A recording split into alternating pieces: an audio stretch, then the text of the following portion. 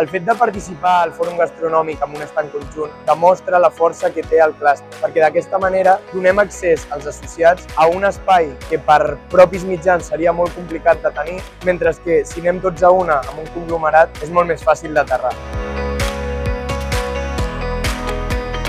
Formar part d'aquest ecosistema per nosaltres és bàsic, per conèixer de primera mà les necessitats de tots els associats del Clúster Food Service i, de fet, tot el coneixement, tot el suport a la innovació que aporta tant els associats del clúster com totes les empreses tecnològiques que hi formem part.